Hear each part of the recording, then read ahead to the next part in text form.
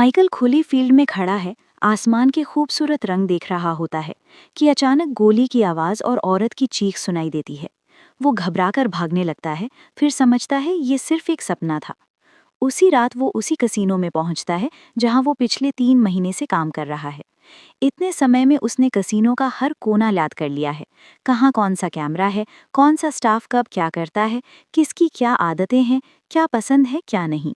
अब वो VIP clients तक को सर्व करता है और अक्सर उनकी सीक्रेट बातें भी सुन लेता है। शिफ्ट खत्म होने के बाद माइकल मेकअप उतारता है और उसका चेहरा बिल्कुल बदल जाता है। कोई पहचान भी ना पाए। असल में वो एक प्रोफेशनल ठग है, लोगों को बेवकूफ़ बनाकर पैसे लूटता है और इतने समय से अंदर ही अंदर कसीनो की पूरी जानकारी जुटा रहा है। 3 महीने में उसने मशीन्स और टेबल्स में छोटे छोटे गैजेट्स फिट कर दिए हैं और अब वो बड़ा खेल खेलने के लिए रेडी है। नई आइडेंटिटी के साथ वो फिर से कसीनो में घुसता है और फ़ोन से हिडन डिवाइस एक्टिवेट करता है, जिससे शफलिंग मशीन खुद कार्ड बाहर फेंकने लगती है। फिर वो दूसरे टेबल पर जाता है जहां वो खास मैग्नेटिक डाइज और पहले से लगाई हुई हिडन बटन की मदद से नतीजा कंट्रोल करता है। इसके बाद वो एक वीआईपी क्लाइंट के रूम में जाता है जो बेहोश पड़ा है क्योंकि माइकल पहले ही उसकी ड्रिंक में नशीली चीज़ मिलाकर आया था। माइकल उसका गोल्ड पास और महंगे कपड़े उठा लेता है और जल्दी से सर्विस एलिवेटर की तरफ भागता है। कंट्रोल पैनल में एक चिप लगा देता है। तभी एक कर्मचारी नए कार्ड लेकर आता है। माइकल वीआईपी बनकर बोलता है, मुझे गलत फ्लोर पर छोड़ दिया, मैं कंप्लेंट करूंगा। घबराया हुआ एम्प्लॉय माफ़ी मांगता है और तभी माइकल फ़ोन से लाइट और एलिवेटर दोनों बंद कर देता है। अंधेरे में जब एम्प्लॉय जल्दी हेल्प बुलाने लगता है, माइकल चुपचाप अपना बॉक्स रखकर असली कार्ड्स बदल देता है। सब नॉर्मल होने पर माइकल वीआईपी रूम में पहुंचता है जहां एलेक्स नाम का आदमी भी बैठा है। माइकल ने खास चश्मा पहना है जिससे उसे कार्ड्स पर छपे नंबर साफ दिखते हैं। वो बहुत सोच समझकर खेलता है। हर राउंड नहीं जीतता ताकि शक ना हो और बाकी लोग और ज्यादा पैसे लगा दें। सही मौका देखकर वो परफेक्ट हैंड सेट करता है और अपना सारा पैसा टेबल पर रख देता है। उसे इतना कॉन्फिडेंट देख बाकी प्लेयर भी सब कुछ दांव पर लगा देते हैं। बस जीत के एक कदम दूर अचानक उसके कार्ड्स बदल जाते हैं और माइकल हार जाता है। जीत तीसरे प्लेयर की होती है जो आराम से कहता है कि अब उसे खेलना नहीं और पैसा लेकर चल देता है। माइकल को शक होता है। वो उसके पीछे भागकर कहता है, तूने चीटिंग की है, सूटकेस दे। जब सूटकेस खुलता है उसमें एक भी नोट नहीं होता। तभी लाइट झपकती है और उस आदमी का चेहरा बदल जाता है। वो वही शख्स है ही नहीं जिसे माइकल पीछा कर रहा था। पीछे से गार्ड्स आकर माइकल को पकड़ लेते हैं और एलेक्स चुपचाप निकल जाता है। माइकल को एक स्टोर रूम में कुर्सी पर बांध दिया जाता है। एक गार्ड उसे मुक्का मारता है और तभी कसीनो का मालिक विक्टर आता है और अपना पैसा वापस मांगता है। माइकल जोर देकर कहता है कि वो वीआईपी क्लाइंट है, विक्टर उसे मारेगा नहीं। लेकिन ये बात विक्टर को और गुस्सा दिला देती है। माइकल कहता है पैसा किसी और ने उठाया है, मगर विक्टर भरोसा नहीं करता और उसे 1 हफ्ते की मोहलत देता है, वरना अंजाम बहुत बुरा होगा। माइकल फिर रेगिस्तान के बीच एक छोटे से कसीनो में पहुंचता है जहां गार्ड्स उसे बंदूक दिखाकर रोकते हैं। लेकिन उनका बॉस लियोन आकर कहता है, इसे अंदर आने दो, ये मेरा दोस्त है। शराब पीते समय माइकल लियोन के गले में एक चेन देखता है जिस पर वैसा ही सिंबल बना है जैसा एलेक्स के टैटू पर था। वो पूछता है, ये क्या है? लियोन कहता है, पहले अपनी स्टोरी बता, तूने इस बार क्या गड़बड़ की है? माइकल सारी घटना डिटेल में बता देता है। फिर लियोन अपने एक्सपीरियंस के बारे में बताता है कि उसने हाल ही में एक साइकिक से मुलाकात की और कहता है कि ज़्यादातर लोग मानते ही नहीं कि ऐसी एबिलिटीज़ वाले लोग भी होते हैं जो आम लोगों के बीच छुप कर रहते हैं। ऐसे लोग दूसरे डायमेंशन में जा सकते हैं। लियोन एक पुरानी किताब निकालता है जिसमें अलग अलग खास लोगों की ड्राइंग्स बनी हैं। वो समझाता है कि ये सब एक रहस्यमयी दुनिया से जुड़े हैं जहाँ ख्याल और यादें आपस में जुड़ी रहती हैं। जिनके पास खास पावर्स हैं वो वहां जा सकते हैं और अलग अलग तरह से अपनी ताकत इस्तेमाल कर सकते हैं, जबकि आम इंसान भी कभी कभी अंदर जा तो सकते हैं लेकिन उन्हें वापस कोई और ही लेकर आता है। माइकल इस बात को मजाक समझकर हंस देता है, जिस पर लियोन चिढ़ जाता है और उसे दोबारा वही किताब और उन लोगों के नाम दिखाता है। उधर एलेक्स एक आदमी गॉड से मिलता है और उसे सारा पैसा दे देता है। गॉड कहता है कि वो भी उस दूसरी दुनिया में जाना चाहता है, लेकिन एलेक्स साफ मना कर देता है कि वो उसे खोना नहीं चाहता क्योंकि वो उसका ट्रस्टेड बिजनेस पार्टनर है। इसी बीच माइकल लियोन से पूछता है कि क्या किताब में लिखे लोग सच में मौजूद हैं और लियोन कहता है कि हाँ, उसने उनकी पावर्स अपनी आंखों से देखी हैं। माइकल के दिमाग में आइडिया आता है। वो इन गिफ्टेड लोगों को इकट्ठा करके ऐसी टीम बनाएगा जो किसी भी कसीनो को लूट सके। सबसे पहले वो एरिक को ढूंढता है। बहुत पैसा है और दिमाग से चीजें हिला सकता है, मगर काम करने का मूड ही नहीं होता। फिर वो टोनी को ढूंढता है, एक टैक्सी ड्राइवर जो इलेक्ट्रॉनिक डिवाइसेस कंट्रोल कर सकता है। थोड़ी मनाने के बाद दोनों टीम में आ जाते हैं। आखिर में माइकल केविन तक पहुंचता है, जो किसी को भी हिप्नोटाइज कर सकता है और इतनी रियल इल्यूजन्स बना सकता है कि सब सच लगे। केविन मेंटल हॉस्पिटल में बंद है, जहां डॉक्टर उसकी ताकत से डिप्रेस्ड पेशेंट्स की मदद करते हैं। माइकल उससे कहता है, तू यहाँ जिंदगी बर्बाद कर रहा है, मैं तुझे अमीर बना सकता हूँ। जैसे ही वो भागने की कोशिश करते हैं, नर्सेज उनके पीछे दौड़ पड़ती हैं, तो एरिक हवा में चीजें उठाकर मरीजों के बीच फेंक देता है, जिससे पूरा वार्ड अफरा तफरी में आ जाता है। टोनी दूर बैठे ही एम्बुलेंस स्टार्ट कर देता है और गेट खोल देता है, और इस तरह तीनों वहां से निकल जाते हैं। अगले दिन से वो कसीनो जैसे सेटअप में अपनी पावर्स की प्रैक्टिस शुरू करते हैं। प्रैक्टिस के दौरान केविन लोगों को हिप्नोटाइज करता है और टोनी कैमरास और सर्वेलेंस संभालता है। उनकी सारी पावर्स उस दूसरी दुनिया से जुड़ी हैं। वहाँ एरिक अपने हाथों से डाइस हिलाता है और असल दुनिया में डाइस वैसे ही चलने लगते हैं। केविन उस दुनिया में बर्फ के बने एक फिगर को कंट्रोल करता है और यहाँ लोग उसके असर में आ जाते हैं। टोनी के आसपास वहाँ बिजली का तूफान बनता है और असल दुनिया में जो भी डिवाइस वो हैक करता है वो उसी दुनिया के चिप से जुड़ जाता है। उनका पहला टेस्ट लियोन के कसीनो में होता है। शुरुआत में सब परफेक्ट चलता है, फिर गड़बड़ शुरू हो जाती है। केविन का कंट्रोल छूट जाता है और वो गलती से एक एम्प्लॉय की नज़र कुछ सेकंड के लिए ब्लैकआउट कर देता है, जिससे सब घबरा जाते हैं और एक नाराज प्लेयर बंदूक निकाल लेता है। बंदूक देखते ही टोनी घबरा जाता है और कैमरास को कंट्रोल करने की जगह पूरा सिस्टम शॉर्ट सर्किट कर देता है। माइकल बीच में कूदकर लड़ाई रोकता है, सबको शांत करता है और समझ जाता है कि ऑपरेशंस के दौरान उन्हें बेहतर कम्युनिकेशन सिस्टम चाहिए, तभी कोई बड़ा काम सही ढंग से हो पाएगा।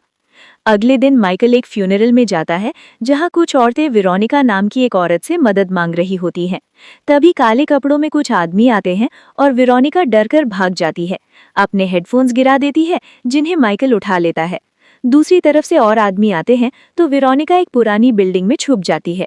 माइकल पीछे जाता है, उसे हेडफोन्स वापस देता है और कहता है, मैं उन लोगों में से नहीं हूँ जो तुम्हारा पीछा कर रहे हैं। वेरोनिका चल देती है, लेकिन माइकल उसका पीछा करता रहता है। उसे लोगों के दिमाग पढ़ने की ताकत है और वो साफ कह देती है कि उसे माइकल के प्लान में कोई इंटरेस्ट नहीं। तभी पीछे से उनमें से एक आदमी उन्हें देख लेता है, तो माइकल वेरोनिका को भागने के लिए कहता है और खुद उस आदमी को रोकता है।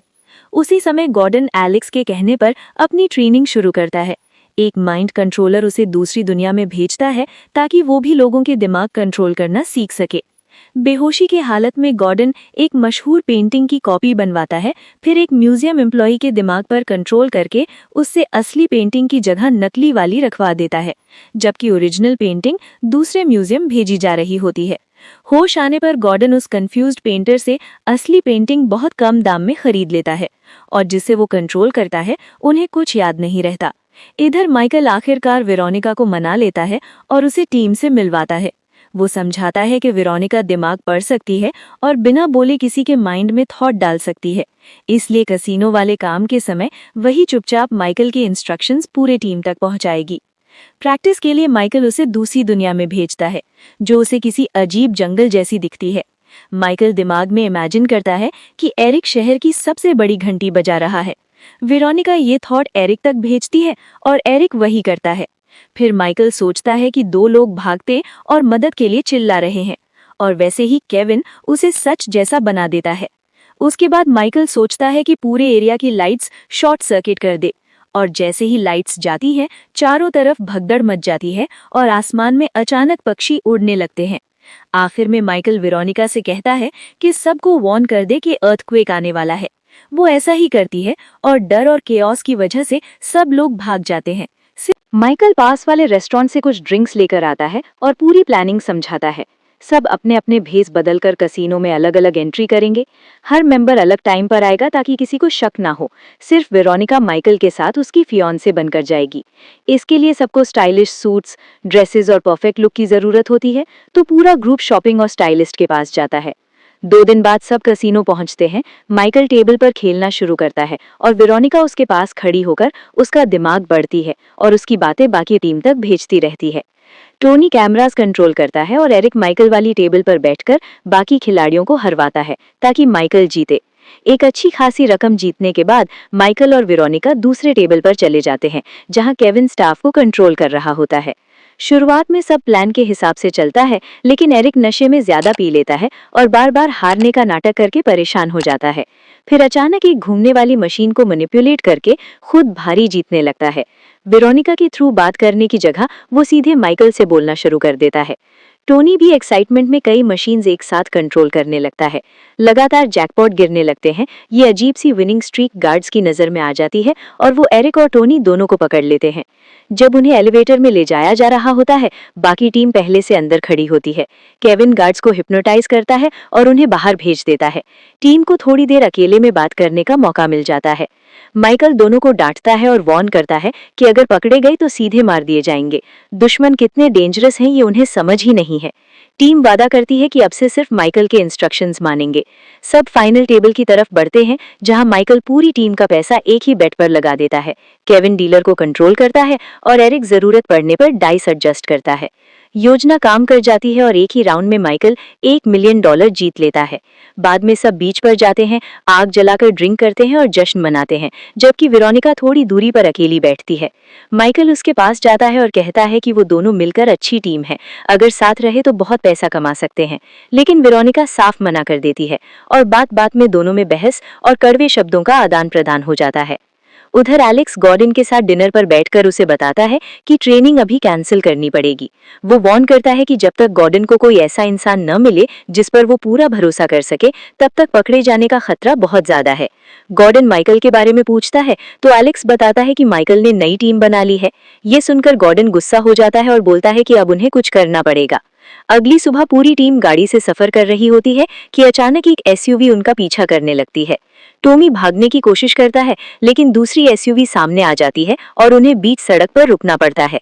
विक्टर अपनी टीम के साथ उतरकर सबको पकड़ लेता है और उनके हाथ बांध दिए जाते हैं। माइकल विक्टर से कहता है कि उनके पास पैसा है, वो उसे दे देंगे, लेकिन विक्टर कहता है कि उसे उनके पैसों से ज्यादा उनकी एबिलिटीज में इंटरेस्ट है। क्योंकि माइकल के पास कोई पावर नहीं है, विक्टर उसे पहाड़ी के किनारे ले जाता है और गोली मार देता है। माइकल का शरीर ढलान से नीचे लुढ़क जाता है। बाकी लोग ये सब देखते हैं, डर जाते हैं और अपने अपने ऑल्टरनेट वर्ल्ड्स में छुप जाते हैं। उन्हें पता नहीं चलता कि ये पूरा सीन नाटक था। असल में माइकल जिंदा होता है और गॉर्डन के सामने लाया जाता है, जो खुद को माइकल का बाप बताता है और उसकी रस्सियां खोल देता है। माइकल शॉक में समझता है कि ये सब उसके पिता ने प्लान किया था। गॉर्डन कहता है, तूने 10 साल से मेरी परवाह नहीं की, इसलिए मुझे ये सब करना पड़ा। वो उसे याद दिलाता है कि बचपन में वो दोनों एक खास दरवाजे के बारे में सपना देखते थे और अब उसे सच में पता है उस दुनिया में कैसे जाना है।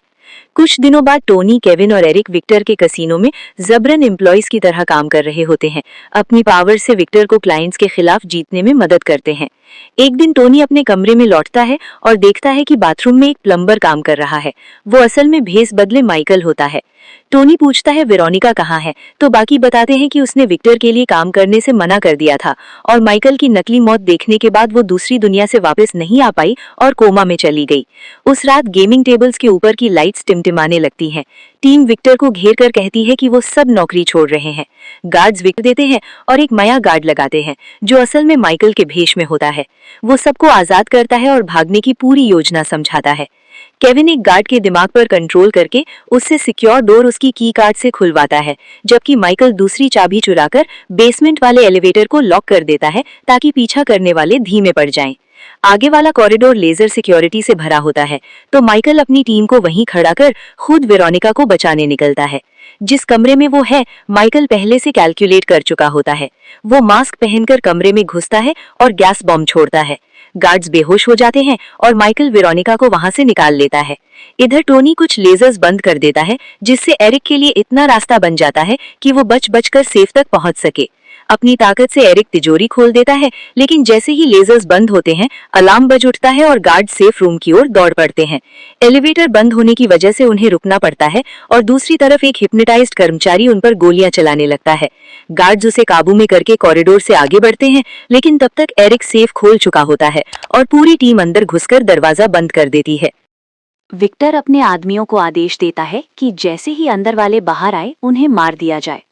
वॉल्ट के अंदर माइकल कहता है कि प्लान तब तक पूरा नहीं होगा जब तक वेरोनिका होश में नहीं आती।